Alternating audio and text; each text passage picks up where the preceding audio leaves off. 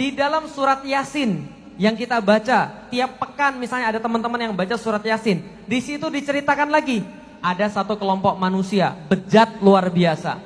Saking bejatnya teman-teman sekalian, diutus satu nabi, dua nabi nggak cukup, diutus tiga. Diutus berapa? Tiga.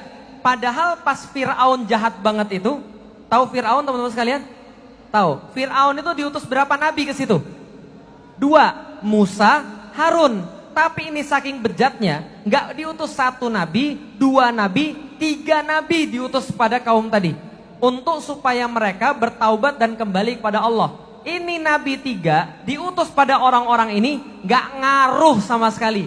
Omongannya mentah, omongannya nggak didengerin, sama sekali nggak direken pokoknya. Malah dibully, malah diolok-olok. Mereka bilang, nabi tiga ini pergi aja lah, bawa sial aja. Kamu itu datang kepada kami, bawa sial, tahu nggak? Sebelum kamu datang, kami panen banyak. Sebelum kamu datang, kami kalau mancing banyak. Pas kamu datang, sial. Kami nggak punya ikan lagi, kami nggak punya bahan pertanian lagi. Gara-gara kalian datang. Kalau zaman sekarang, kalian itu pergi aja. Lah kenapa? Kalian tuh radikal, ekstremis, intoleran, anti NKRI, anti Pancasila, paham tuh sekalian? Nah semuanya begitu terjadi.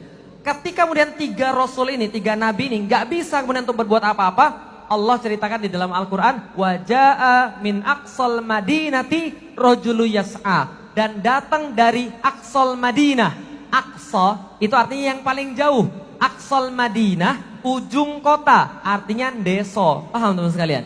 Dan datang dari orang deso, min aqsal madinati rajulu yas'a, seorang pemuda tergopoh-gopoh. Dan dia berkata, apa kata-kata dia? Ya qaumit tabi'u mursalin, wahai orang-orang, wahai manusia, ikuti para nabi. Lalu kemudian dia mengatakan segala sesuatu yang kemudian dikatakan oleh para nabi. Dia cuma ngulangin yang nabi ngomong, dibahasakan dengan bahasa anak muda. Ketika dia ngomong, apa yang terjadi? Ajaib.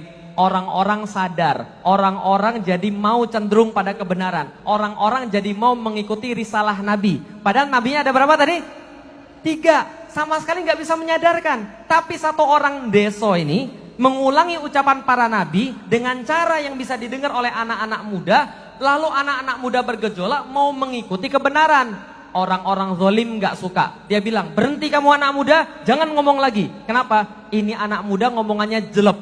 Ini anak muda ngomongannya mudah dimengerti. Jangan ngomong lagi. Kalau kamu ngomong lagi, kami bunuh. Malah pemuda tadi berkata, saksikan para nabi, aku beriman pada Tuhan yang kalian sembah. Maka setelah itu dia ditarik di jalan, diinjek-injek perutnya, sampai menurut Ibnu Katsir, perutnya itu kemudian ususnya keluar lewat anus.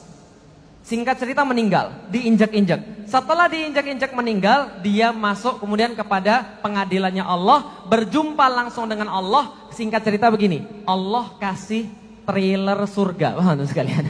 Jadi trailer 30 detik surga tuh kayak apa? Kira-kira gitulah kalau zaman sekarang. Kalau film kan ada trailernya. Ini dia dikasih lihat surga kayak apa. Ini tempat tinggalmu nanti. Ini sudah kemudian kenikmatan yang Allah sediakan bagi kamu. Ini ampunan-ampunan yang sudah Allah sediakan bagi kamu. Lalu kemudian Allah tanya sama dia, kira-kira nak, kamu pengen apa lagi? Kamu perlu apa lagi? Setelah semua yang saya kasih kepada kamu tadi. Lalu dia bilang sama Allah, ya Allah saya boleh minta sesuatu ya Allah. Minta apa lagi? Coba lihat baik-baik. Ini keanehan. Orang kalau sudah mati, ngelihat surga, gak pengen lagi kemudian apapun juga. Bahkan gak pengen ketemu keluarganya lagi. Bahkan gak pengen kemudian dunia lagi. Ketika ini orang ditanya, kamu mau apa lagi selain surga dan ampunan yang saya ceritakan, yang sudah saya kemudian kasih lihat tadi? Dia bilang ini, ya Allah, boleh gak saya balik lagi ke balik lagi ke dunia? Boleh gak saya balik lagi ke dunia? Untuk apa?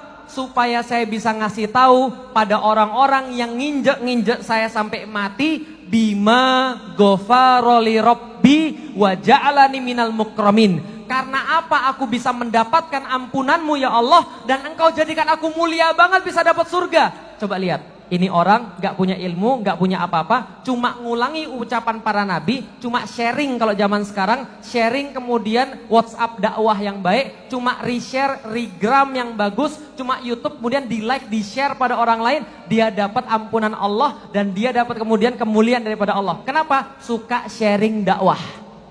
Suka kemudian untuk mempermudah dakwah, bikinin panggung buat para asatidz, nyiapin kemudian sound system yang bagus, nyuting, dengerin dan segala macam. Itu sudah termasuk bagian daripada dakwah. Orang ini dapat pahala luar biasa dan para nabi iri dengan anak muda ini.